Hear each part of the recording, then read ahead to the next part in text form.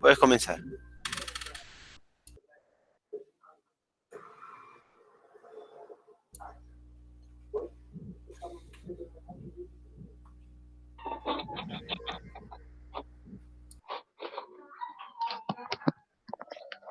Ya.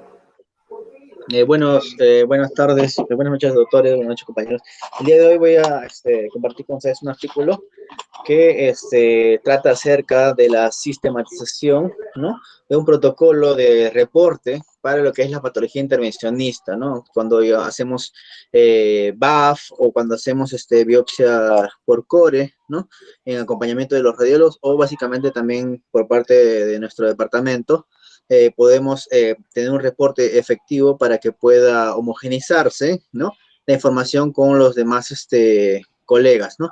Y esto va a permitir que todos hablen el mismo idioma, tanto como los patólogos que van a interpretar resultados, como a mejorar la efectividad y la certeza del resultado, ¿no?, final. Entonces, esto es un artículo que fue elaborado por la Sociedad Española de Anatomía Patológica y la Sociedad Española también de lo que es intervencionismo en anatomía patológica, ¿no?, que es, ya viene siendo desarrollado durante más de 10 años, con un mayor trabajo, un poco más evidente y un trabajo más, se podría decir, notorio en los últimos 5 años, ¿no?, donde han destacado básicamente estos patólogos que hacen funciones y hacen procedimientos, ¿no? Ya. Básicamente, como introducción, eh, la ecografía y el procedimiento ultrasonista es utilizado en diferentes especialidades, ¿no? Todos ellos utilizan el ultrasonido muchas veces para guiarse, para saber dónde van a punzar, dónde van a colocar la aguja de Tucut, la aguja BAF, ¿no? Entonces, hay un nuevo rol por parte de los patólogos que se ha desarrollado con se podría decir, con un núcleo de desarrollo en España, ¿no?, que es el rol del patólogo intervencionista, ¿no? Y refieren también en el artículo que hay que ganar un poco de experiencia en ultrasonido nada más para poder valerse de esa herramienta para obtener mejores resultados al momento de la punción, ¿no? Porque anteriormente se hacía una punción básicamente de lesiones superficiales, fácilmente reconocibles en la anatomía palpatoria, pero ahora en lesiones más profundas podríamos tener una mayor certeza y una mayor efectividad de punción cuando usamos esta herramienta con el ultrasonido, ¿no? Y es difícil coordinar a veces agendas entre el radiólogo y el patólogo. Si bien es cierto que en Loaiza, por ejemplo, se permite eso porque de repente no hay mucha cantidad de pacientes, ¿no?, como en otros hospitales grandes, como en España, por ejemplo. Entonces, donde es difícil a veces que el radiólogo tiene muchos procedimientos de intervención para justamente coordinar con el patólogo y hagan los procedimientos de manera conjunta, ¿no?, sin desaprovechar las capacidades que puede tener después cada uno de manera independiente, ¿no? Pero eso, ellos han visto que esto de la asociación radiólogo-patólogo a veces será poco rentable y poco viable por el tiempo y porque generaba más costos, ¿no? Y después la interpretación diagnóstica microscópica requiere mucho más experticia, incluso que la ecografía. Por lo tanto, esta interpretación microscópica le da un valor agregado al momento de hacer la punción guiado por ecografía y además de eso hacer un diagnóstico microscopio on-site, ¿no? Entonces, ese diagnóstico microscopio tiene un valor sobreagregado, mucho más, se podría decir, exacto que la ecografía o la intervención de la punción. Por lo tanto, quien estaría más relacionado a tener los dos componentes de manera simultánea podría ser el patólogo, ¿no? Y menciona también que no intenta este procedimiento de patología intervencionista reemplazar al radiólogo para nada, porque ellos tienen una capacidad resolutiva a nivel de diagnóstico por imágenes, ¿no?, que abarca resonancia, tomografía, densitometría, radiografías, ¿no?, ecografías, Doppler, ya como reporte diagnóstico, ¿no? La intervención del patólogo, ¿no?, durante el procedimiento no intenta hacer diagnóstico imagenológico, solo intenta aprovechar una herramienta útil en todas las especialidades para poder realizar un procedimiento más efectivo, ¿no? Y solo intenta usar esa herramienta, ¿no?, para un buen estudio del objeto de biopsia, ¿no? Además, recomiendan ahí en esta revista que uno debería hacer al menos el curso del College of American Pathology, ¿no?, del CAP, ¿no? El cual tiene una duración de 2 días nada más, es full day 2 días y de manera teórico-práctico. El problema es que cuesta un poquito, que está como $3,900, pero tiene una certificación a nivel internacional y te dan un número de serie, ¿no?, como capacitado para poder hacer procedimientos intervencionistas de biopsia, ¿no?, que sería algo recomendable de repente. Si no, también podríamos capacitarnos en España, por ejemplo, en la sociedad Española de Patología Intervencionista, ¿no? Que tiene una duración aproximada de 2 meses, con unas rotaciones de maneras esporádicas, ¿no? Entonces, asimismo refieren en el artículo que además de la experiencia que se puede ganar en estos cursos o la experiencia que se pueda ganar de repente en cursos con ecografía, ¿no? O con patología intervencionista como el CAP, es importante realizar actividades autodidácticas, ¿no? Prácticas autodidácticas para desarrollar esa capacidad para poder punzar de manera efectiva las lesiones, ¿no? Y refieren que el propósito de este artículo es sistematizar el protocolo de reporte. ¿Cómo es que yo voy a reportar el procedimiento que voy a hacer desde que llego hasta el paciente, le punzo, hago el diagnóstico microscópico y me retiro, ¿no? ¿Cómo reportar todo ese procedimiento, ¿no? Porque dentro de ello está incluido incluso el diagnóstico microscópico, ¿no? Entonces, básicamente ese es el propósito de este artículo y lo vamos a ver de esta manera, ¿no? Entonces, el reporte sistemático de los procedimientos para patología intervencionista tiene esta estructura, ¿no? Tiene básicamente 8 pasos, dentro de los cuales el primero son datos demográficos del paciente, nombre completo, edad, la fecha en la cual estoy realizando el procedimiento, ¿no? El sexo del paciente, la fecha en que estoy realizando, o los antecedentes que tenga, no sé, de ecografía o diagnóstico previo ya determinado por una biopsia previa o por un diagnóstico imagenológico previo. Esos datos son importantes para obtener acerca del paciente, ¿no? Asimismo, hay que reportar, dentro del reporte tenemos que tener los datos del procedimiento, ¿no? ¿Qué vamos a tener en cuenta para los datos del procedimiento, ¿no? Como parte del reporte, como hemos sacado es un modelo, por ejemplo, de reporte donde está la imagen de lo que es la microscopía, lo que se vio en la microscopía y lo que se vio en la ecografía por parte del patólogo intervencionista, ¿no? Y de esta manera poder dejar en evidencia también las imágenes de lo que se ha encontrado, que es importante y lo vamos a explicar más adelante. Pero básicamente como datos del procedimiento tenemos que tener en cuenta el uso de anestésico. ¿Hemos utilizado anestesia o no hemos utilizado anestesia? ¿Y qué tipo de anestesia? ¿Lidocaína? ¿A qué porcentaje? Y básicamente mencionar, ¿no? ¿Qué tipo de anestésico hemos utilizado, ¿no? El tipo de aguja y el calibre de la aguja, ¿no? Hemos utilizado una aguja de repente de 23 pulgadas, perdón, de 23G y de 1 pulgada o 2 pulgadas, ¿no? Corta o larga, ¿no? También verificar si es que es una aguja fina, que vendría a ser todas las agujas que conocemos para el BAF, o una aguja gruesa para Turcut, ¿no? Eso tenemos que especificar en el tipo de aguja y calibre, ¿no? Y el uso de guía ecográfica, ¿sí o no? ¿Usamos guía? ¿Sí? Y si no usamos guía, ¿por qué no usamos la guía ecográfica? De repente porque el tumor es palpable o está superficial. Entonces, de esa manera podemos nosotros definir por qué no estamos utilizando la guía ecográfica. De repente está un obvio el tumor o es un tumor con excrescencias, de repente fácilmente palpable o superficial, o, por ejemplo, un sarcoma pleomórfico del brazo, o de repente un nódulo tiroideo fácilmente palpable y identificable en la anatomía palpatoria, ¿no? Entonces, justificar por qué no hemos utilizado la ecografía, pero si es en plano profundo, sí deberíamos utilizar la ecografía, ¿no? El método de muestreo, ¿no? ¿Qué método hemos utilizado para el muestreo, ¿no? Con aspiración o por capilaridad, ¿no? Hemos hecho presión para aspirar la jeringa o simplemente ha sido por capilaridad, de repente por punciones con aguja, ¿no? Sin jeringa, ¿no? ¿Qué método de muestreo hemos utilizado, ¿no? El sitio de punción, ¿no? ¿Dónde estamos punzando, ¿no? Estamos punzando en el nódulo derecho o en el nódulo izquierdo. ¿Estamos pulsando en la periferia del nódulo o estamos pulsando en el centro del nódulo? Eso hay que describirlo, ¿no? El sitio de punción.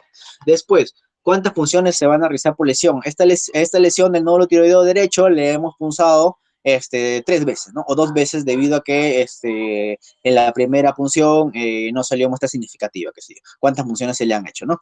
El número de láminas que se han utilizado por cada lesión, ¿no? ¿Cuántas láminas? Si hemos hecho, por ejemplo, 3 punciones para un nódulo tiroideo derecho, probablemente tengamos 3 o 4 láminas por cada punción, por lo tanto vamos a tener unos 9, 10 láminas, ¿no? Por ese nódulo tiroideo derecho. ¿Cuántas láminas? Para, de esta manera, hacer una trazabilidad también de las muestras que se tomen y no se vayan a perder, ¿no? La orientación de la aguja, ¿no? ¿Cómo lo estoy colocando la aguja? He penetrado en la piel de manera longitudinal, o sea, paralelo a lo que es el transductor, ¿no? A lo que es el transductor, o transverso al transductor, o sea, por el medio del transductor, o de manera longitudinal por el borde lateral del transductor. ¿Por dónde estoy penetrando? Eso es importante porque si hay algún error o hay algún problema, podemos justificarlo de esa manera, ¿no? Para evitar problemas médico-legales o para repetir de todas maneras el procedimiento si es necesario, ¿no? El tercer paso, muy importante también, son los hallazgos de ultrasonido no diagnóstico. Y hacen hincapié en esto, hallazgos de ultrasonido no diagnóstico. O sea, una vez yo habiéndome capacitado para ecografía, voy a hacer un hallazgo de ultrasonido, pero que no tiene un valor diagnóstico, porque eso ya lo puede hacer el radiólogo o el médico que hace ecografía de manera diagnóstica, ya no propiamente dicho, ¿no? Solamente nosotros vamos a describir lo que encontramos, pero que no tiene un valor diagnóstico, simplemente es de apoyo para el procedimiento. Entonces, ¿qué es lo que tenemos que definir al momento de evaluar la lesión o el nódulo tiroideo, por ejemplo, o el nódulo mamario o la lesión mamaria que estamos viendo? Es la localización, ¿no? ¿Dónde está ubicado? En caso de mama, ¿qué cuadrante? En caso de tiroides, ¿qué lóbulo?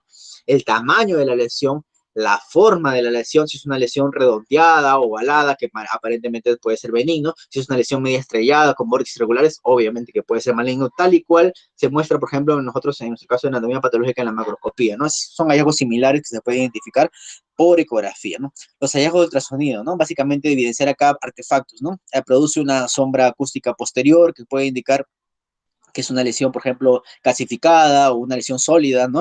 O un refuerzo acústico posterior que puede indicar que es un quiste, ¿no? O un halo hipocogénico periférico que puede indicar un quiste, perdón, un nódulo tiroideo hiperplásico, ¿no? Benigno, ¿no?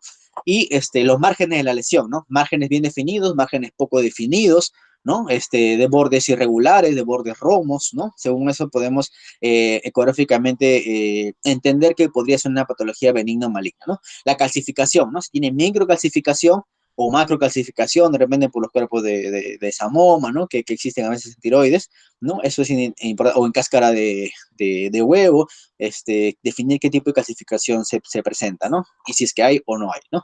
La vascularización es importante, ¿no? Es hipervascularizado, es poco vascularizado, ¿no? Hipovascularizado, tiene vascularización periférica, que es benigno, o vascularización central, que es maligno, ¿no? Entonces, ¿qué tipo de vascularización, no? Si bien es cierto, no es diagnóstico, pero puede ayudar a orientar al momento de ver la microscopía y poder uno evaluar la microscopía de manera intencionada ya, ¿no? Para poder tener un diagnóstico más certero o dudar o ser más exhaustivo a la hora de buscar las lesiones malignas, ¿no? Si se sospecha mucho, por ejemplo, en lo que nosotros encontramos en ecografía. Y algo muy importante es la documentación imagenológica. Documentar la imagen del nódulo que estamos usando con la aguja adentro, demostrando que hemos llegado al punto de punción, demostrando que hemos llegado a la lesión para evitar problemas médico-legales, ¿no? Asimismo, si se puede, una imagen también de la... Esto se puede hacer de manera digital, no necesita imprimir, ¿no? Con el printer, ¿no? Del ecógrafo. Se puede hacer de manera digital y imprimirlo junto con el reporte, ¿no? De la microscopía, con una foto tranquilamente lo podemos pasar a la computadora y imprimirlo junto con el reporte, algo que nos da una mayor demostración de la certeza que hemos tenido al momento de evaluar la muestra y poder identificar el punto de lesión, ¿no? Mediante la ecografía y la imagen como una aguja que punza el nódulo que esperamos encontrar, ¿no?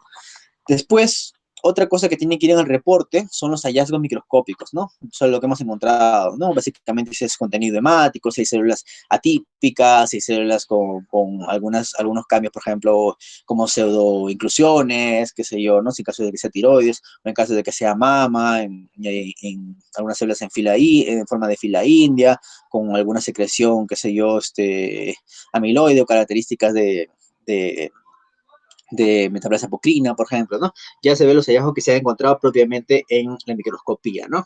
Y la declaración de la adecuación de la muestra, ¿no? Eso tiene que ir aparte en otro ítem y es muy importante porque de esto va a definir si es que vamos a utilizar o no vamos a utilizar la muestra que se ha tomado durante este procedimiento, ¿no? ¿Es una muestra adecuada o inadecuada? Creo que para todos los tipos de tejidos que se puede identificar, sea mama, sea tiroides o una biopsia de repente de músculo o una biopsia de antebrazo, una biopsia de brazo superficial, ¿no?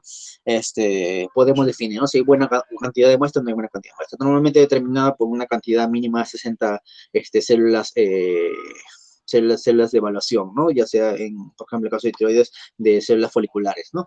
Y también tenemos que tener un ítem para comentarios y recomendaciones, ¿no? Sí, se recomienda repetir muestras por muestra inadecuada. Se recomienda hacer un control en 6 meses para corroborar si hay un cambio, algún crecimiento en el tumor, o hay un cambio en las características atípicas de la lesión. Se recomienda complementar estudios con inmunocitoquímica o con inmunocitoquímica. Se recomienda complementar estudios con, por ejemplo, infecciones con serología para VIH, sífilis, qué sé yo, ¿no? Lo que se encuentre en las lesiones que podamos podamos evidenciar en la microscopía también, ¿no? Y en la ecografía, ¿no? Y el diagnóstico final, ¿no? El diagnóstico final puede ser, ¿no? Carcinoma papilar de tiroides, ¿no? O Bethesda 6 compatible con carcinoma papilar de tiroides. Esa es la impresión diagnóstica del procedimiento, ¿no? Aparte, va a haber un diagnóstico final, por ejemplo, de citología propiamente dicha, si lo envían como otra muestra aparte para el departamento, ¿no? Pero dentro de este procedimiento también tiene que haber un diagnóstico final, básicamente, ¿no? Y el consentimiento informado, básicamente se debe utilizar en todo tipo de procedimientos, ¿no? El procedimiento informado debe ser corto, explicando el procedimiento que se va a realizar y básicamente dejando claro los efectos adversos o los efectos colaterales que puede ser que puede dejar este tipo de procedimiento, como hematoma o casos raros aneurismas, sobre todo infecciones, ¿no? Entonces, el consentimiento informado es importante antes de comenzar el procedimiento y debe estar también engrampado una copia con el informe de reporte, del sistema de reporte para patología intervencionista, ¿no? Para el procedimiento que se ha realizado. Bueno, como conclusiones del artículo, en general, menciona que la ecografía es una herramienta diagnóstica para diferentes especialidades. Sabemos que lo utiliza endocrino, lo utiliza radio, lo puede utilizar gastro, medicina interna, ¿no? Todo tipo de medicina física, rehabilitación, ¿no? Traumato, ¿no? Ya hay más de 10 años de experiencia para patólogos intervencionistas con guía ecográfica, sobre todo en España, ¿no? Y el rendimiento de diagnóstico es comparable o superior a otras especialidades por el plus de la interpretación microscópica, ¿no? En España solo 2 hospitales pioneros, aquí hay un error, es rutinario la patología intervencionista hace 4 años, o sea, todos los días se hacen procedimientos intervencionistas por patólogos hace 4 años en esos hospitales, ¿no? Donde justamente se creó la Sociedad de Patología Intervencionista de España, ¿no? Y es importante la sistematización de estos estudios diagnósticos, ¿no? Para que todos hablen el mismo lenguaje y ese contenido de información que hemos visto en el reporte esté presente en todos los procedimientos, ¿no? Y tanto se puedan utilizarlo tanto los clínicos como los patólogos cuando van a hacer un interconsulto, ya van a revisar la pieza anatómica si es que se requiere la cirugía, ¿no? Para extracción del tejido dañado o invadido por cáncer, ¿no? Y finalmente, el informe puede adaptarse a las necesidades de cada departamento de patología, obviamente, ¿no? Según los presupuestos que se tengan o según la capacidad de información que se puedan obtener para poder completar todo lo que es el reporte sistemático que plantea esta sociedad y que también utiliza el CAP, ¿no? El CAP, el Colegio Americano en Patología, ¿no? Algo que quería mencionar rápidamente es acerca de algunas características durante el procedimiento que lo encontré en, en algunos libros de patología intervencionista o biopsias guiadas por ecografías, ¿no? Refieren que el ambiente idóneo es un ambiente con una intensidad de luz mediana, ¿no? No tan claro ni tan oscuro para que pueda permitir evidenciarse las características de las lesiones en el ecógrafo, ¿no? Para poder tener una mayor un mayor contraste y una mayor intensidad de luz al momento de identificar lesiones, ¿no? Lo ideal es que haya un ecógrafo a la mano derecha siempre del paciente que está acostado acá en la camilla, ¿no? Y una pantalla contralateral al lado opuesto, del lado derecho, para que el médico, a medida que se vaya moviendo por encima del paciente, en caso de que sea de la biopsia de tiroides o de la mama, pueda ver o puede enfocarse en los dos lados de las pantallas según donde se encuentre el médico y no se pueda cansar o estresar, lo cual disminuye el rendimiento de su función. Por lo tanto, deberían haber 2 pantallas, ¿no? Uno frente a la otra para que el médico se pueda orientar. De esa manera le permite al médico movilizarse por diferentes lados y va a hacer funciones en diferentes lugares, ¿no? Y poder observar sin incomodidades cualquiera de las 2 pantallas para su procedimiento. Ahora, la evaluación ecográfica tiene que ser previa al procedimiento, obviamente, por más que me hayan enviado una solicitud, por ejemplo, al servicio acerca de punción de un nódulo tiroideo, yo no voy a ir de frente a punzarle el nódulo, ¿no? Primero confirmo, corroboro que hay un nódulo tiroideo en el lado derecho, por ejemplo, que me ha enviado la orden, ¿no? Y después de eso recién evalúo qué tal está la lesión, ¿no? De repente si hay otra lesión más sospechosa, que también sería, de repente, candidata a punción, ¿no? Poder evaluar eso y poder confirmar lo que se me está solicitando y después de haber confirmado la zona de punción, recién proceder al procedimiento, ¿no? Después, antes de hacer el procedimiento, obviamente tiene que haber una asepsia adecuada con cloruro de sodio, después con iodopovidona, puede ser alcohol yodado también, y una limpieza una limpieza con cloruro de sodio nuevamente porque este tipo de sustancias son citotóxicas, ¿no? Si hay una punción de por medio, es el punto de entrada, va a poder ser a veces irritado y puede generar un área de irritación o congestión, ¿no? Que puede producir molestias al paciente. ¿Ya? Pero una asepsia adecuada, previa al procedimiento y un espacio estéril es importante para el procedimiento. Después ya se procede a la punción, ¿no? De diferentes mecanismos que vamos a mencionar. Ahora, ¿qué orientación elegir, no? Es importante mencionar también eso, ¿no? Por ejemplo, acá les pongo una imagen de una aguja de punción, ¿no? Una aguja larga, por ejemplo, que está orientada en una posición longitudinal, ¿no? O sea, con el traductor, acá, por ejemplo, puede estar la lesión y yo ingreso de manera longitudinal a 3 o 4 milímetros del borde lateral del traductor del ecógrafo, ingreso, y como vamos a ver, los ángulos, ¿no? Más próximos a la entrada de la aguja van a ser más cercanos a 90 grados, por lo cual van a tener mayor resolución. Si aquí yo coloco una aguja por debajo del traductor de manera perpendicular, esa aguja la voy a ver con mucha claridad. A medida que yo vaya angulando hacia arriba la aguja, voy a perder claridad porque es un efecto que se produce justo en estos traductores planos, ¿no? Entonces, la parte proximal, como vemos acá de la aguja, va a tener un ángulo más próximo a 90 grados, por lo cual esta parte de la aguja, como vemos acá, se va a ver mucho más clara, ¿no? Se va a ver mucho más clara, pero voy a ir perdiendo la nitidez de la aguja en la parte distal, de repente donde está la lesión, ¿no? ¿Por qué? Porque a medida que la aguja se va haciendo más profunda, voy obteniendo un ángulo más agudo, ¿no? Entonces, mucho menor de 90 grados, y por lo tanto la nitidez de la aguja va a disminuirse, ¿no? ¿Cómo se puede mejorar esto? Básicamente, de repente con agujas de un poco de mayor calibre o que tengan un refuerzo de aire en el interior, ¿no? Básicamente eso. Asimismo, podemos ver que cuando nosotros, por ejemplo, imaginemos que acá tenemos una lesión tumoral y ese transductor está así como esto de manera horizontal y lo estamos viendo desde acá, ¿no? Lo vemos de manera lateral, ¿no? La imagen que nos brinda en la ecografía nos va a permitir ver lesiones superficiales y profundas. Sin embargo, si nosotros, por ejemplo, enfocamos el ecógrafo de manera transversal a la lesión y queremos meter la hoja, por ejemplo, por acá de manera transversal, vamos a darnos cuenta que la parte más profunda se va a perder o va a tener va a ser un poco menos notoria, ¿no? Se va a esfumar un poco las lesiones más profundas y la podemos perder o no la podemos identificar. Eso es uno de los problemas, por ejemplo, de las punciones que son transversales, ¿no? Cuando yo ingreso la aguja por el medio del traductor, a diferencia de que si yo las ingreso por acá, donde sí puedo evidenciar lesiones más profundas en toda su nitidez, ¿no? Entonces, eso es algo importante, ¿ya? Asimismo, por ejemplo, en este caso, ¿no? Yo ingreso con una aguja, en este caso, por ejemplo, para punzar una mama, ¿no? Imaginemos que la mama está por acá, ¿no? Y yo, oriento mi traductor de manera, paralela a la mama, ingreso por una aguja por el costado de la mama, ¿no?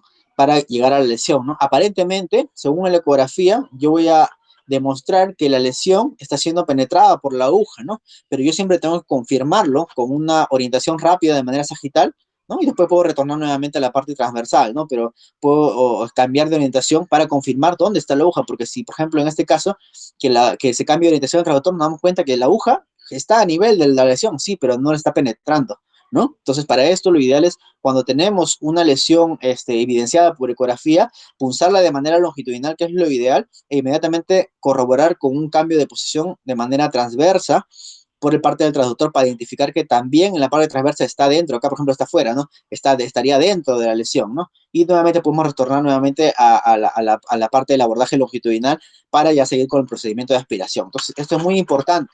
Esto es muy importante. Por más que se vea la imagen que estamos dentro de la lesión, lo ideal es corroborar con un movimiento rápido, en cambio de posición, sin mover el tejido, básicamente solamente moviendo, ni mover la aguja, solamente moviendo el traductor, ¿no? De manera perpendicular a como estaba anteriormente, y después retornarlo nuevamente a su posición inicial, solo para asegurarnos que estamos en la lesión, ¿ya? Entonces, básicamente eso. Después, otra cosa importante, ¿no? ¿Cómo nosotros vamos a orientar la aguja al momento de la punción, ¿no? Como vemos, siempre hay un espacio entre el borde lateral del traductor y la aguja. Normalmente es 4 milímetros lo que he revisado en los libros de intervencionismo, de patología. Y el ángulo, ¿no? El ángulo de introducción de la aguja va a depender a qué nivel de la lesión queremos llegar, ¿no? Si queremos llegar a lesiones más profundas o queremos llegar a lesiones superficiales. Por ejemplo, si yo quiero llegar a esta lesión profunda, obviamente mi ángulo va a ser mucho mayor a 45, ¿no? Para que la aguja pueda penetrar esta lesión. Si yo quiero una lesión, penetrar una lesión más superficial, mi ángulo tiene que ser mucho menor, quizás 15 o 30 nada más, ¿no? Para poder llegar. Pero todo eso lo podemos guiar cuando se produce el ingreso de la aguja en la imagen, ¿no? Y ya con eso ir modificando el ángulo que queremos, porque por ejemplo, si yo ingresé con una aguja por acá y la lesión está acá, ¿no? puedo inmediatamente retirarla un poco y angular un poco más mi aguja para que ingrese al nivel de lesión que queremos punzar, ¿no? Que vendría a ser este de acá, ¿no? Asimismo, este, las punciones de manera transversales, como hemos visto que se estilan en algunos lugares, están muy de moda ahorita para lo que son los procedimientos intervencionistas de músculo esquelético o intervencionistas, por ejemplo, para colocación de catéteres, ¿no? ¿Por qué? Porque permiten a veces una mayor facilidad de penetración de la aguja, ¿no? Porque es una menor distancia la que se evaluó que la longitudinal, pero sin embargo es muy inespecífico, ¿no? Muchas veces podemos ver nosotros que la aguja está dentro de la lesión, pero la punta de la aguja quizás esté por acá, y eso no lo podemos ver, ¿no? Porque solamente atraviesa un solo plano de la aguja, ¿no? Probablemente la aguja ingrese por acá atrás, pero la punta de la aguja esté por debajo, pero ya no la podemos ver porque solo vemos este plano, por lo tanto, solo se ve una hipercongenicidad puntual, ¿no? Que está dentro de la lesión. Lo ideal sería confirmarlo volteando el transductor, identificando que estamos dentro de la lesión, ¿no? Entonces, eso sería también lo ideal. Entonces, las ventajas y desventajas de lo que es la punción por el medio del transductor, ¿no? La punción transversal, ¿no? Entonces, como vemos, igual, así sea transversal, siempre hay por lo menos unos 2-3 milímetros de separación entre el borde lateral transversal del transductor y la colocación de la aguja, ¿no? Entonces, hay que identificar bien esto. Mira, como podemos ver acá, por ejemplo, esta imagen donde la aguja ya penetró y ya pasó el tumor, como va a haber un corte a este nivel de tumor, puede verse así, con parte de la aguja metida dentro del tumor. Sí, estamos en el tumor, claro, pero la punta ya lo atravesó ya está por otro lado. Por lo tanto, no es tan recomendable este tipo de punciones, pero a veces se utiliza porque es más fácil o con el movimiento de entrada y salida, uno puede movilizar la lesión y puede sospechar que ya está uno dentro de la lesión, pero a veces no es así. Lo ideal es voltear el transductor nuevamente en longitudinal y confirmarlo, ¿no? Entonces, pero también es una opción válida si es que ya uno tiene más pericia con ese tipo de procedimientos, ¿no? Después, ¿qué pasa si se te pierde la aguja, ¿no? Estás mirando la aguja y de pronto mueves el transductor y se te pierde.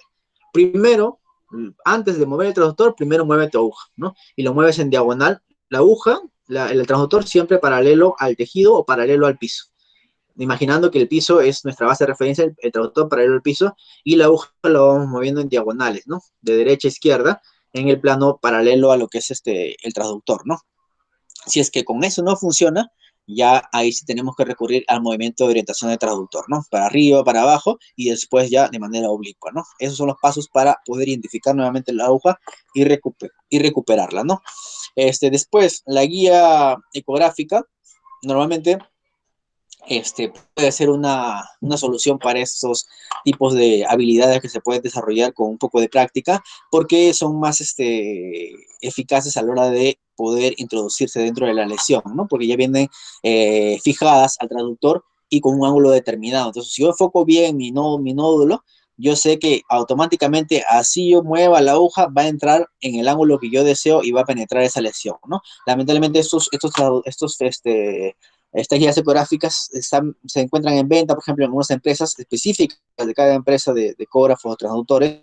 Por ejemplo, para un traductor que había preguntado una vez, plano, ¿no? Estaba $600, $700, ¿no? Una cosita que no es muy, se podría decir compleja, pero esos son los costos por marcas, ¿no? Pero sin embargo hay abrazaderas de estas guías de manera genérica, ¿no? Que lo podemos encontrar, por ejemplo, en China, ¿no? Que son mucho más baratos, pero igual sigue siendo caro, $100, $100, ¿no? Entonces, pero es una herramienta que uno podría utilizar para tener la seguridad de que siempre va a ingresar dentro de la lesión. Pero cuando uno quiere pericia ya durante la punción, ¿no? A medida que se hagan más prácticas o a medida que se hagan más procedimientos, uno no necesita de la guía ecográfica, ¿no? Tranquilamente puede evidenciar bien toda la aguja en su calibre, en su longitud y poder penetrar bien la lesión, ¿no? Asimismo, bueno, tenemos herramientas para diagnóstico como el ecógrafo, ¿no? Que podría de repente solicitarse por el servicio o pedirse prestado de otro servicio, qué sé yo, ¿no? De estación, que son para básicamente el centro o el departamento donde se va a utilizar, si es que ahí va a ser el área de procedimientos, o de manera ambulatoria, ¿no? Podemos utilizar ecógrafos portátiles, ¿no? Que básicamente están relacionados a un traductor y una conexión a un celular, ya sea de manera por cables o por Wi-Fi, ¿no? Que también puede ser ser factible, ¿no? Y tiene casi resoluciones similares a este tipo de máquinas. Obviamente siempre este tipo de máquinas van a ser mucho más completas y más complejas, ¿no? Pero sirven para, por ejemplo, pacientes que no se pueden movilizar o lugares inaccesibles para este tipo de equipos, ¿no? Asimismo, el entrenamiento en el servicio de anatomía patológica puede ser puede ser elaborado de manera sencilla, ¿no? Y con eso mejorar la curva de aprendizaje tanto de los residentes como asistentes que deseen realizar este tipo de procedimientos, ¿no?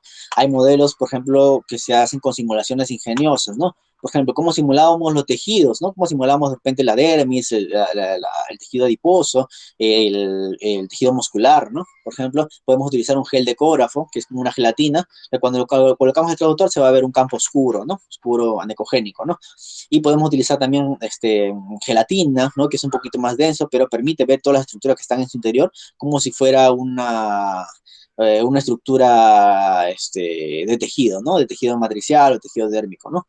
Y ya, y las punciones en los geles o en la gelatina son mucho más fáciles. ¿Por qué? Porque todo tipo de punción en un medio líquido la aguja es fácilmente identificable y permite guiarse. Eso puede ser un primer paso para la práctica y después ya probar con pollos, pavos, cerdos, que son ya tejidos similares a los tejidos humanos, donde ya hay un cambio en la ecogenicidad. A veces ya se pierde la imagen de la ecogenicidad de la aguja de metal, ¿no? Entonces simula más a los tejidos humanos, con los cuales ya podemos practicar para unos procedimientos que son más difíciles y que nos van a acercar bastante a lo que son la punción en tejidos humanos, ¿no? Entonces, el primer paso podría ser con gelatina, el segundo paso ya podría ser con animales, insertando dentro de ellos algunas formas o algunas estructuras que pueden ser fácilmente adquiribles como uvas, como semillas, ¿no? Como vemos acá, las simulaciones de las lesiones, ¿no? Podemos simular tumores o quistes. Por ejemplo, podemos simular fibroadenomas con las uvas, ¿no? Porque tienen una densidad similar, ¿no? Y son redonditas y al cambiar de posición transverso o horizontal podemos obtener la misma estructura que nos de alguna manera sugiere una lesión de tipo fibroadenoma, ¿no? Y ver si es que con la aguja llegamos, tenemos esa pericia de poder llegar y poder punzarlo, ¿no? En la parte periférica o en la parte central, ¿no? Esa es una práctica que se puede hacer. Bolas de gel de guantes de látex, por ejemplo. Yo agarro el guante de látex, le coloco gel de ecógrafo o gelatina y lo cierro, por ejemplo, con nylon, ¿no? Entonces, esta bolita lo puedo extraer y colocar dentro de un medio de gelatina para hacer mis prácticas fáciles o dentro de una pechuga de pollo o de pavo para ya simular lesiones quísticas en tejido humano, ¿no? Que son más aproximadas al tejido humano, ¿no? Así mismo puedo tener semillas o cáscaras de huevo, por ejemplo, para evidenciar áreas calcificadas, ¿no? Y cómo punzarlas, cómo se siente esa entrada a las áreas calcificadas, ¿no? Para poder agarrar esa experiencia en la pericia de la punción. Y podemos tener también manzanas o aceitunas rellenas con pimienta, ¿no? Que son unas aceitunitas verdes con rellenos de rojo, ¿no? O las manzanas, ¿no? Y cortar las manzanas o modificar las manzanas para que parezcan de bordes irregulares, como si estuvieran mordidas, y colocarlas dentro de la gelatina, si es fácil el procedimiento de práctico, o dentro de de tejidos animales que simulan al tejido humano, ¿no? Para hacerlo más práctico y ver la dificultad real que hay durante la punción de tejidos humanos, ¿no? Asimismo, podemos utilizar mangueras delgadas o cañas comestibles, por ejemplo, dentro de las gelatinas para simular los vasos sanguíneos, ¿no? Cómo vamos a aspirar los vasos, con cuidado, al intentar punzar, por ejemplo, alguna de estas lesiones, punzar los vasos, ¿no? Con eso podemos simular ese tipo de problemas que podríamos tener en la práctica real, ¿no? Asimismo, hay modelos de práctica de marca, ¿no? Que son mucho más costosos, que utiliza, por ejemplo, el CAP para sus prácticas, que vienen ya patentados, ¿no? Acá podemos ver, por ejemplo, en las imágenes cómo se están haciendo los preparados en bandeja de los pollos para las prácticas, insertándoles por ahí las uvas, las manzanas, ¿no? Las aceitunas, las semillas, las cajas de huevos, todos los tipos de materiales similares a los que encontramos en las mamas, en la tiroides, ¿no? Y se va preparando también los tejidos para punción con aguja fina o con aguja gruesa por Trucut, ¿no? Estas aceitunas con centro de pimienta rojo permiten evidenciar, ¿no? De alguna manera, la pericia de la punción, ¿no? Yo le puedo pedir, por ejemplo, al que está practicando o el médico que está entrenando puede pedir al residente, ¿sabes qué? Necesito que me punce solamente la corteza de este tumor. Y entonces solamente tiene que llevarse el color verde, ¿no? Pero si es que si le piden, solamente quiero el centro de este tumor porque ahí está el núcleo donde yo veo que es más atípico y es ahí donde quiero morder, ¿no? Entonces, básicamente, cuando hago la punción con TrueCut, me debería salir un tejido con verde y un centro rojo, ¿no? Porque es el objetivo que yo quiero alcanzar. Y si es buff, básicamente va a salir un color rojo extendido nada más en la lámina, ¿no? Entonces, básicamente, de esas estructuras se pueden aprovechar para la práctica, ¿no? Acá vemos cómo les están entrenando los profesores, los doctores a los doctores para que puedan aprender la biología por TrueCut o por buff, ¿no? En este caso. Eso se desarrolla en España, en la India, en diferentes países donde la patología intervencionista se está desarrollando bastante y otras especialidades también, ¿no? Que se encargan de la punción. Los materiales y coche de biopsia que tenemos que tener, ¿no? Básicamente un coche móvil con un microscopio donde se tenga una set de tinción, un asiento que pueda ser incluido dentro del coche para que no dificulte la movilización, ¿no? Básicamente una UPS o un transformador de energía para que en caso de se vaya la luz poder terminar el procedimiento, ¿no? Y no dejar al paciente punzado sin terminar el procedimiento, ¿no? Sería lo ideal. Asimismo, la cantidad de materiales, bueno, si estamos en estación, si estamos en el servicio y hay un centro para punciones, podemos tener un cochecito con diferentes tipos de materiales, ¿no? Que podemos tener básicamente agujas, jeringas, ya sea diferentes tipos de materiales. Podemos tener campos estériles con un vasito de gorrioneras, gasas y agujas, que es lo que se va a utilizar. Obviamente este campo tiene que estar estéril, ¿no? Antes de la apertura. Algo importante que me parece interesante en estos libros de patología intervencionista es que se pueden utilizar estos tubos rojos, que son estimulantes de la coagulación, con Vacutainer, ¿no? Para los quistes, ¿no? Básicamente se ingresa las agujas al nivel de la lesión del quiste, solo para lesiones quísticas, y se coloca el Vacutainer, ¿no? Se puede ingresar la aguja junto con el Vacutainer, perdón, con la aguja junto con el capuchón, se ingresa hasta la lesión, y una vez que estamos en la lesión quística, se coloca el tubo rojo de aspiración, y se permite llenar todo el tubo de aspiración, hacer un coágulo, de repente para utilizarlo como bloque celular o para utilizarlo ya como estudio, si se centrifuga, el suero podemos utilizarlo como estudio serológico o como estudio microbiológico si lo queremos llevar a microbiología, ¿no? Entonces, es una herramienta importante que es fácil de utilizar y es de muy bajo costo, ¿no? Esto sale 20 centavos, esto está un sol, esta aguja debe estar también un sol, ¿no? Entonces, son herramientas de bajo costo, ¿no? Que pueden utilizarse. La jeringa, ahora, ¿qué jeringa es la mejor para hacer una punción de biopsia por aspiración de aguja fina, ¿no? Se ha demostrado, por ejemplo, las presiones que se ejercen cuando, por ejemplo, se retrae el émbolo 2 milímetros, ¿no?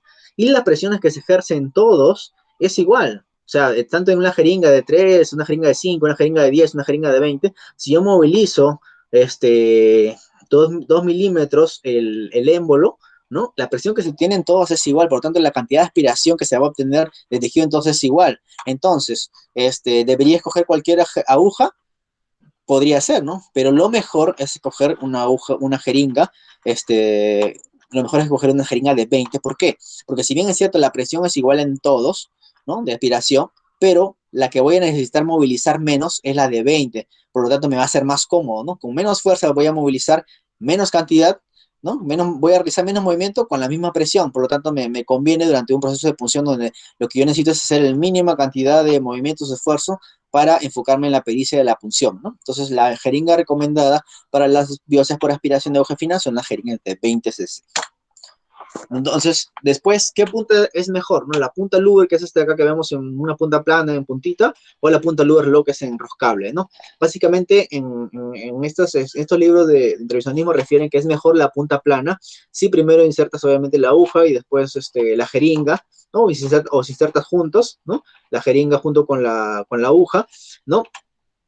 Porque refieren que al aspirar, hacer el proceso de aspiración con la presión que se va a ejercer por retirar el émbolo, va a haber mayor cantidad de contenido citológico en la punta, ¿no? Por lo tanto, a la hora de expulsar esto, va a ser más fácil porque hay una sola vía de entrada, ¿no? A diferencia de la punta Luger Lock, donde hay una rosca, entonces cuando se aspire, por la presión, cuando se aspire el tejido o cuando se aspire las células, van a quedar parte de las células atrapadas en esta rosca, ¿no? Entonces, a la hora del momento de la presión de expulsar el contenido, van a quedar igualmente atrapadas, se va a perder un poco de células y un poco de tejidos, ¿no?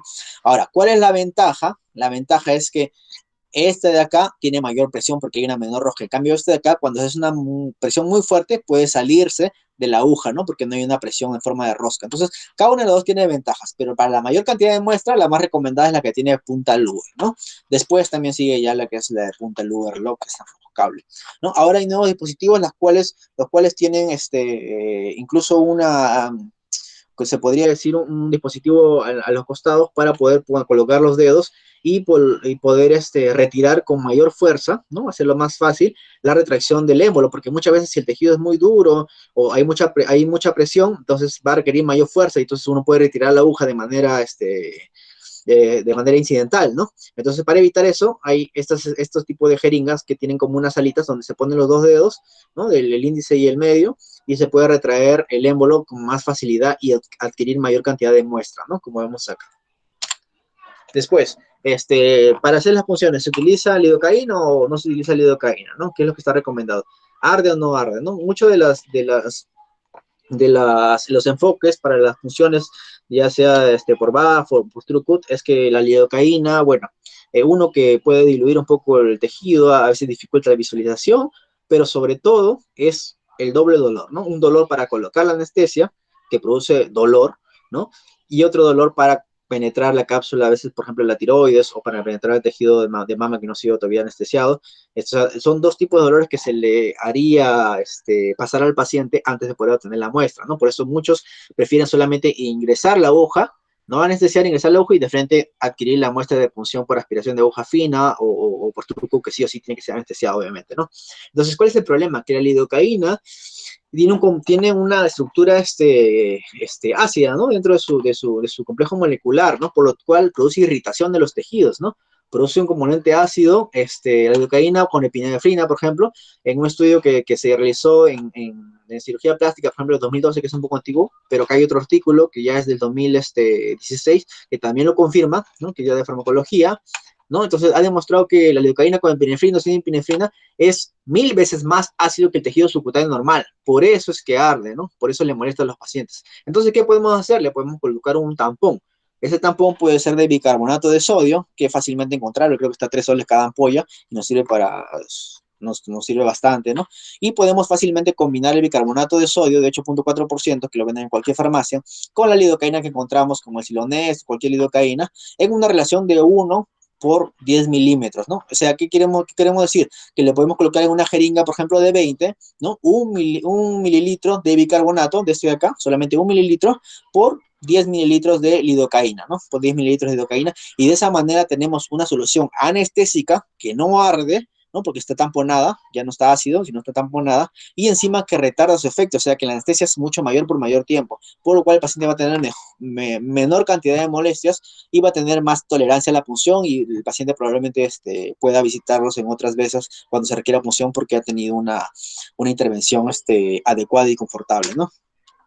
Ahora, el enfoque de la lesión para la punción, ¿no? Entonces, ¿cómo yo debo enfocar mi lesión? Si estoy viéndolo con el traductor antes de penetrar con la aguja, para poder realizar una punción efectiva, ¿no? Siempre, siempre tengo que colocar mi lesión al lado derecho del traductor. Normalmente acá hay una muesca, ¿no? Que indica el lado derecho del traductor. A este lado hay como una línea que uno lo puede palpar con el dedo y siempre nos va a determinar el lado derecho de la imagen, ¿no? Entonces, yo siempre tengo que tratar de que enfocándome en esta línea y en el lado derecho de la imagen, siempre mi lesión no esté acá, sino esté acá, en el lado derecho de la imagen, el lado derecho de la traducción más próxima a la aguja, ¿no? ¿Para qué? Para no hacer trayectos largos, ¿no? Por ejemplo, en este caso, ¿no? En este caso, por ejemplo, yo tengo una lesión que en vez de enfocarla en este lado, la he enfocado en el lado izquierdo, ¿no? En el lado izquierdo de esta pantalla, en el lado izquierdo, ¿no? Entonces, como le he enfocado más a este lado, la aguja que voy a necesitar va a ser más larga, o de repente con la aguja de 2 pulgadas de 21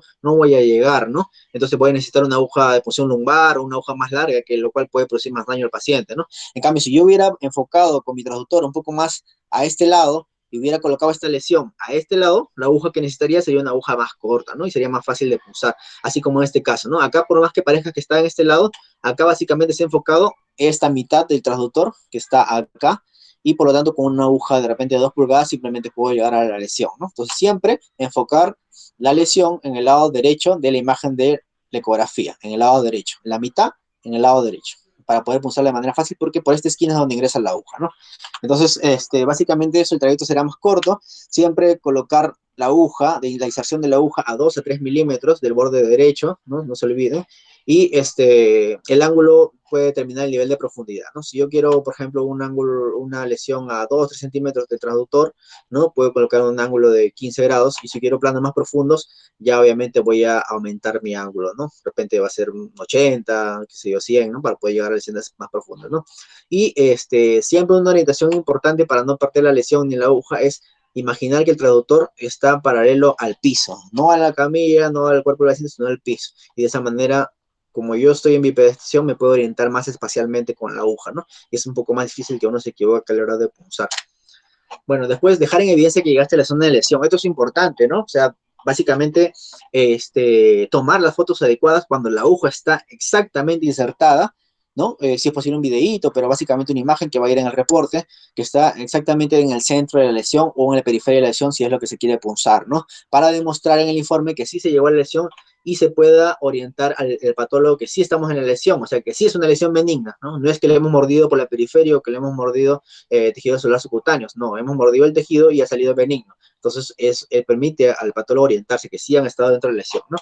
Y a uno mismo si es que uno va a hacer el procedimiento, ¿no? Dentro de patología intervencionista, ¿no? Y evita problemas médicos legales, ¿no? Porque a veces el paciente puede decir, no, pero no me han demostrado ninguna imagen que han llegado a la posición, ¿qué tal si me han pulsado en otro lado? O el médico clínico puede decir, no, pero ¿cómo yo sé que le han pulsado en la lesión, ¿no?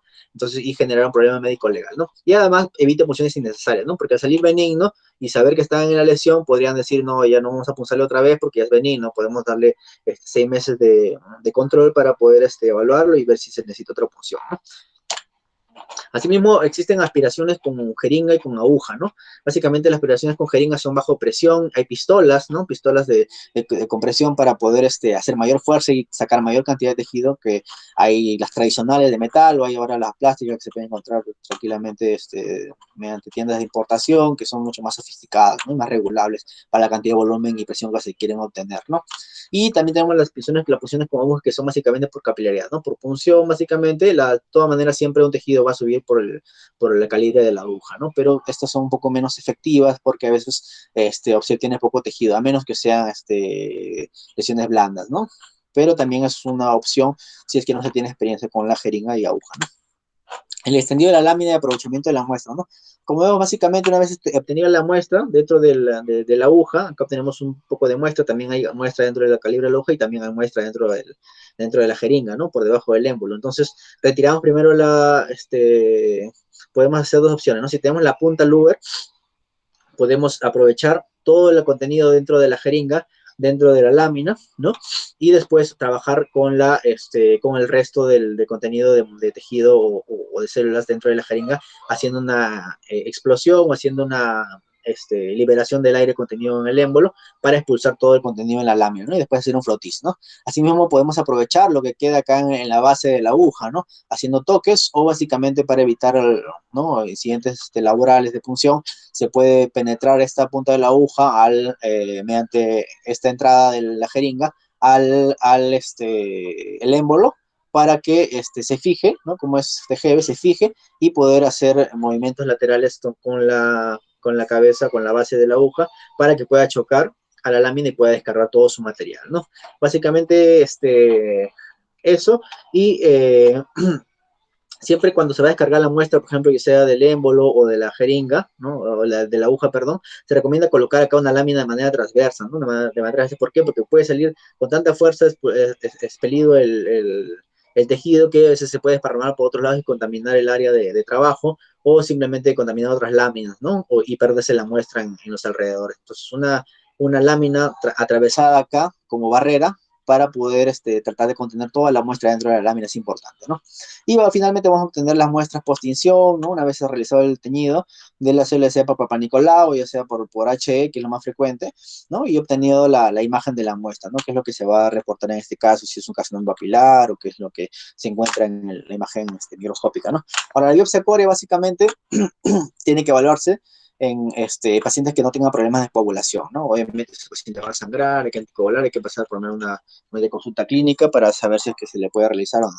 Y el lugar tiene que ser un lugar fácil de punzar, pues, ¿no? Obviamente si está cerca a vasos, si está en un lugar complejo, tiene que hacerlo radiología intervencionista o una especialidad que se encarga de procedimientos mínimamente invasivos y seguros, como con guía tomográfica, ¿no? O mucho más pericia durante los procedimientos, ¿no? Puede ser que el paciente tenga BAF previo, ¿no? O una necesidad diagnóstica por encima del PAF, ¿no? Porque siempre primero, si es que podemos tener dos posibilidades, PAF o biopsia core, primero se prefiere el PAF porque es menos invasivo, ¿no? Si con eso se va a definir un diagnóstico, se podría utilizar ese método primero antes que el biopsia core, ¿no? Que es más invasivo. Después hacer una ecografía Doppler y verificar el área de entrada con ausencia de vasos o estructuras, ¿no? Por eso es importante la ecografía y que el patólogo intervencionista maneje un poco la ecografía y el Doppler, ¿no? Que va a permitir evidenciar vascularización. Si yo encuentro tejido vascularizado acá, no voy a entrar por este lado, ¿no? Ingresaría por este lado de acá, por ejemplo, ¿no? Donde vería que acá no hay vasos sanguíneos, entonces es más seguro para punzar esta lesión, ¿no? Si yo veo que por acá hay vasos grandes que están latiendo, que están con riesgo de ser punzados, obviamente tengo que encontrar un lugar de punción adecuado para no llegar a ese vaso y verificar siempre, siempre la punta que no vaya a atravesar esos tejidos y si es muy complejo, derivarlo a un especialista con mayor capacidad, ¿no? Y siempre anestesiar, ¿no? En biopsia core siempre se anestesia, ahí sí no se puede hacer punción de frente porque es muy doloroso, ¿no? Entonces, en cambio, con anestesia no siente mayor molestia el paciente, ¿no? Y llegar al reborde de la lesión y confirmar en sagital y en transverso, ¿no? Una vez que se llega al reborde de la lesión, por ejemplo acá, ¿no? Entonces, hay que confirmarlo con el traductor de manera longitudinal y de manera transversa para saber que estamos dentro de la lesión, porque recordemos que vamos a morder esta lesión, ¿no?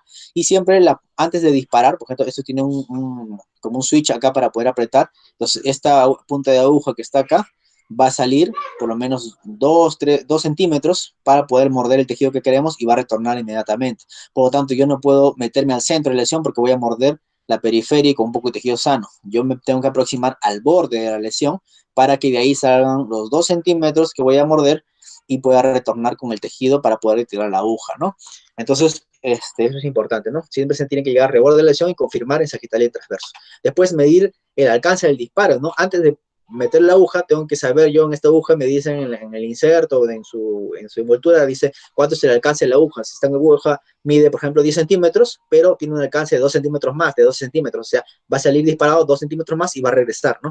Entonces tengo que tener en cuenta eso y que no sobrepase mi lesión, pues porque si mi lesión es de 1 centímetro y mi aguja sale 2 centímetros y por más abajo de 1 centímetro tengo un vaso, lo voy a romper, ¿no? Entonces debería retirar un poco más y tratar de morder dentro de 2 centímetros para abarcar la lesión, ¿no? Eso es importante, ¿no? Medir el alcance del disparo antes de apretar el gatillo, ¿no? Y que no vaya a alcanzar ningún vaso o estructura noble.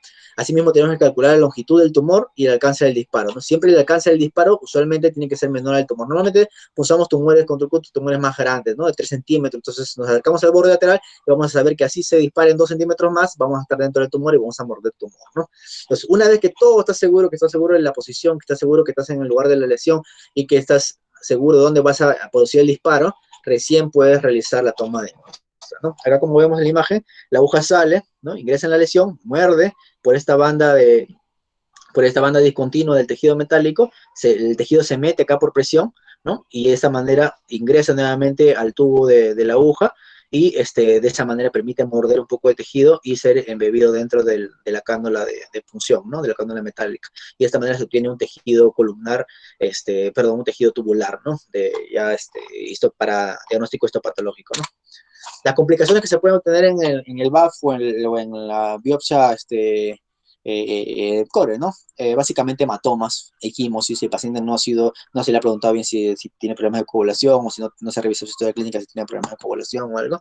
Este paciente puede tener hematomas, equimosis, que básicamente pueden desaparecer a los 3 meses, ¿no? Al mes, de acuerdo al volumen de la equimosis, pero si no se puede hacer un aspirado también de esa lesión equimótica una vez que se ha contenido el sangrado y se ha hecho compresión, se puede tener una aspiración, ¿no? Y si no se puede o se es un infectado, ya derivar al servicio de patología intervencionista, de radiología intervencionista o el médico internista para su seguimiento, ¿no? Pero básicamente las lesiones estas son un poco raras, mayormente son frecuentes con trucutsis que no se punza bien, ¿no? Pero realmente comparado con la cantidad de procedimientos que se hacen son poco frecuentes este tipo de lesiones en esa magnitud. Otra lesión como complicación, el pseudoanerisma, ¿no? A veces se punza una arteria, por ahí una vena y se hace complejo, ¿no? Entonces lo evaluamos con el Doppler y vemos una característica de mosaico, ¿no? Por acá una vena, por acá una arteria que tiene un diferente flujo, ¿no? Entonces, flujo venoso, un flujo arterial, ¿no? Que se produce de forma de mosaico, ¿no? Entonces, ese se llama el signo del yin yang, ¿no? Un color y otro color, ¿no? La mitad de otro color. Entonces, esto, por ejemplo, muchas veces no puede ser resuelto de manera, de manera aguda, ¿no? A veces, por una compresión fuerte, se podría resolver este tema si hay una buena hemostasis, pero si no, si esto queda permanente, hay que derivarlo a cirugía cardiovascular porque tiene que resolver ese problema, ¿no? Básicamente con una corrección vascular, ¿no? Un clapaje y ya puede solucionar este tema. O también podría ser por escleroterapia, ¿no? Que menciona también en el libro, ¿no? Y la tromboflebitis esclerosante también es una inflamación de las venas, ¿no? A veces punzamos las venas y si no se ha limpiado bien, de repente la superficie de la piel, vamos a infectar, inflamar los bordes de la pared de las venas y se va a notar un reborde más hipericogénico tortuoso, una vena tortuosa, dolorosa la presión, ¿no? Con un aumento de flujo si le colocamos Doppler por inflamación, ¿no? Entonces se va a ver de esta manera en la piel. Tromboflebitis, una lesión eritematosa roja y un acordonamiento por el interior que es doloroso la presión, ¿no? Y lo más frecuente a veces que podemos encontrar es infecciones, ¿no? Básicamente se punza, no se hace una buena limpieza y se ingresan gérmenes como estafilococo, estreptococo, contaminan el área de lesión y se produce una inflamación que puede corroborarse con el patrón hiperémico al Doppler color, mayor vasitos, ¿no? Y esto se puede notar de manera rojiza con un foco de fluctuante de donde va a salir de repente el material purulento, ¿no? Eso hay que drenar básicamente, que ese sedimento hay que dar antibióticos se soluciona, ¿no? Realmente estas lesiones se pueden solucionar con antiinflamatorios, ¿no? Antibióticos y algunas cremas, ¿no? Cuando son leves. Cuando no son leves, ya hay que interconsultar a otros especialistas de apoyo, ¿no? Pero esta lesión es poco raro, pero también se puede encontrar.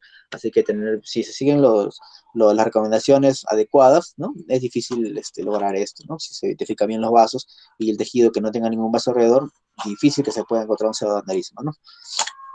Y el uso de ecografía de muestras en fresco, ¿no? También en el libro mencionan que una vez operado el paciente se puede identificar, por ejemplo, en mama, ¿no?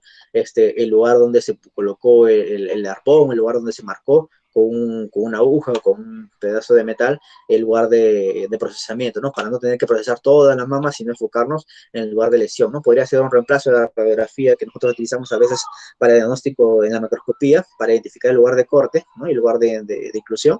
Podríamos utilizar ecógrafos de alta resolución o planos para poder evidenciar las áreas de lesión, ¿no? Que pueden fácilmente evaluarse, o áreas de calcificación y poder identificar la zona donde vamos a producir la mayor cantidad de cortes, donde vamos a incluir todo, ¿no? Entonces es un potencial útil en anatomía patológica ese tipo de herramientas, ¿no? Básicamente eso, acá le he puesto el conocimiento que no es compartido, es una simple opinión, y bueno, eso sería todo lo que quería exponer, y no sé si tienen alguna pregunta, ¿no? Básicamente eso. Muy bien, muchas gracias, Joan. Ha sido una muy buena revisión de lo que es, ¿no?, la punción guiada por ecografía. No sé si hay algún comentario de parte de los doctores. Tenía un comentario de la práctica empírica aquí en nuestro medio, en Lima, en el OAISA, y es el hallazgo de alcoholes que nos perjudican la muestra. De esos alcoholes que nos traen los pacientes comprados en los kiosquitos dentro del hospital, que no son de 96 y que uno lo puede ver, ahí te confías y de repente está tu laminita fijando y de repente se va borrando, va desapareciendo y el rojito que tenías pasa a líquido, no le puedo llamar alcohol, y la lámina se queda en blanco. Entonces es muy importante verificar el material antes de realizar todo el procedimiento. Después esas jeringas, sí, las que no son de roscas, sino las que le llaman de pico recto, esas son las mejores, ¿no? Hacen mejor vacío. Y sobre el método, si es con aguja, con esa pistola, o si es por capilaridad, es el que le acomode mejor a la persona como lo ha practicado, porque por capilaridad se obtienen buenas muestras representativas, pero menos cantidad. Saldrán una, dos, tres láminas, cuando con la jeringa de 20 se pueden obtener con facilidad 5, 6, 7. Y con la pistola, no sé, no tengo experiencia con la pistola, pero supongo que se puede obtener una buena cantidad de sangre, ¿no? Y se llegó a mencionar el uso de las sustancias que lisan un poco los hematíes para disminuir el exceso de hematíes. No, todavía No lo llevo a tocar, doctora, porque, bueno, básicamente hace tiempo hice una exposición acerca de básicamente el apoyo del rostro, ¿no? De ahí donde se escribía eso, pero sí, como usted mencionaba, creo que se utiliza el cloruro de sodio para poder liberar un poco de matías, ¿no? Y poder mejorar la calidad de la muestra. Porque a veces con bastante matías uno puede tener dificultad para identificar células neoplásicas y ese tipo, ¿no? Y bueno, también hay soluciones guisantes, ¿no? De cloruro de sodio, pero todavía no hay estudios o reportes donde, bueno, haya identificado yo algún tipo de sustancia como el TUR, por ejemplo, que destruye los hematíes, ¿no? Pero que se pueden utilizar en concomitancia con tinciones como el HE y que no provocan ningún tipo de alteración, ¿no? Pero básicamente esto se utilizamos más lo que es el cloruro de sodio, ¿no? Sí, me alegra mucho que le den más importancia a la capacitación en la toma de la muestra, ya que ahí en el hospital el doctor Cabero ha capacitado a los endocrinólogos, ¿no? Yo creo que si ahora que se está remodelando el departamento puede haber un ambiente que sea como un tópico, tal vez se pueda hacer ahí para los patólogos, ¿no? Tal vez lesiones grandes y cuando el paciente no encuentra cupo, ¿no? Por las limitaciones que tenemos ahora, tal vez el patólogo pueda colaborar en este procedimiento tan importante, ¿no? Tan interesante. muy bien. Sí, doctor, sí, genial. Yo creo que Manuel va, lo otro es, la próxima exposición creo que va ya a aplicar un poco más lo que es, cómo se haría en el servicio, ya un protocolo de reporte, evaluación, algo así mencionó, ¿no? Y así ya más específicos adaptado de repente a nuestro hospital, ¿no? Muy bien. Sí, no sé si de parte de algún miembro más del equipo tiene alguna opinión, doctor Verona, Gabriela, Cristian. No, nada más felicitarlo por el tema. Iremos pensando, especialmente los jóvenes, los que recién se inician en la especialidad, todos ustedes prepararse para lo que nos viene. Yo creo, no estoy seguro, creo que en el empleado o de repente alguna otra entidad privada hace o tienen esa parte de técnica, en todo caso lo complementan o lo trabajan junto con rayos X o con ecografistas. Sí, sí, doctor, creo que en el Revelati sí hacen patología intervencionista, ¿no? Funciones superficiales y algunas veces con apoyo ecográfico con radio, pero a veces lo hace el mismo patólogo. Pero lo que sí sé es que en INEN, el mismo INEN, sí, el mismo patólogo, solo hace a veces las funciones más superficiales, ¿no? Y ya Manuel creo que ha rotado por allá y él nos puede comentar. Bueno, sí. El mes que estuve por allá, sí tuve la oportunidad de punzar. Pero ya más, sí es cierto, se usa bastante la ecografía. Se usa bastante, las doctoras usan. Pero se centran también en lo que es la punción sin ecografía de lesiones palpables. ¿Qué es lo que bueno, yo antes he entrado más en la parte de ecografía. Y en el día jueves, ya adelantando un poquito lo que vamos a conversar, se va a hablar más de lo que es sin ecografía, la parte palpatoria y una propuesta de protocolo que ya tenemos para ir avanzando en el hospital. Eso es lo que, bueno, vamos a ver la próxima reunión el día jueves. Muchas gracias, Joan. Esta es tu última exposición como residente. Muchas gracias por toda la participación que hemos tenido.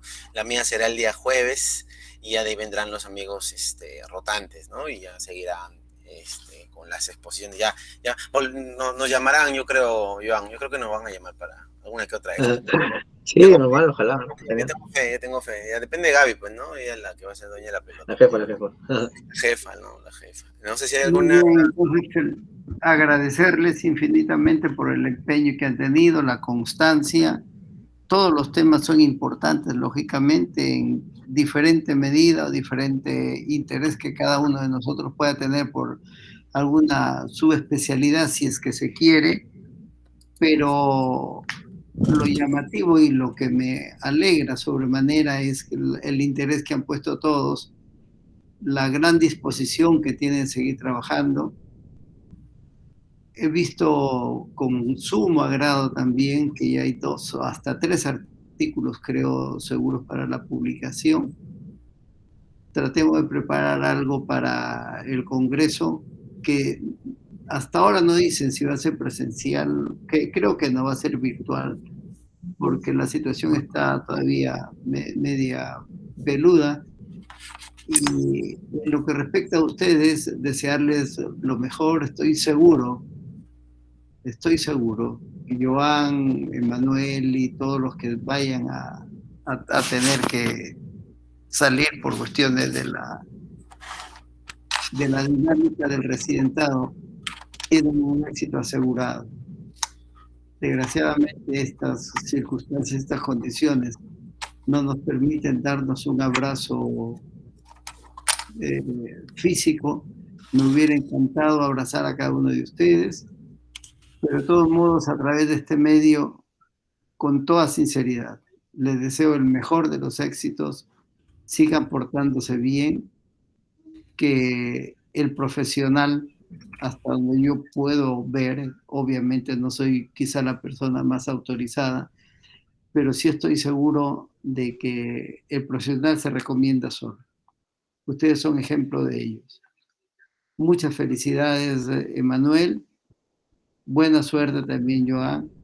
Nos veremos en cualquier momento, estoy seguro, porque esta epidemia tampoco va a ser eterna, sino que los plazos se van cumpliendo, desgraciadamente. Ya ustedes saben, a mí me tocaría en septiembre, como hay una disposición que podría solicitar, pero todavía no está reglamentada, así que esperemos a ver qué pasa. No debe ser que siga las limitaciones para asistir y entonces no tiene ningún sentido que yo pida que me contraten o continuar en el servicio si es que no voy a hacer labor presencial. En fin, son circunstancias. De todos modos, no pierdo la esperanza de volverlos a ver y saludarnos personalmente a cada uno de ustedes.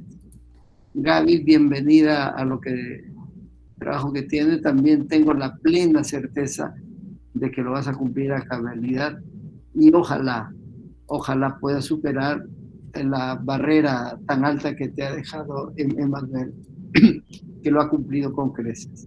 Un abrazo a todos. Chao, Gise. Chao, Emanuel. Chao, Joan. Nos vemos. Marco. Gracias, doctor Granda. Nos vemos, doctora Giselle. Mañana Nos estamos comunicando. Y siempre Entonces. van a realizar actividades académicas, ¿no? Y nos invitan en alguna ocasión, encantados, ¿no? Creo que Manuel también. Claro. Ese tipo de... Ojalá nos respondan. De verdad. Que yo prenda el celular ya sería bastante. Bueno, estamos. Buenas noches con todos, cuídense. No lo corren del WhatsApp, no lo corren. Doctora.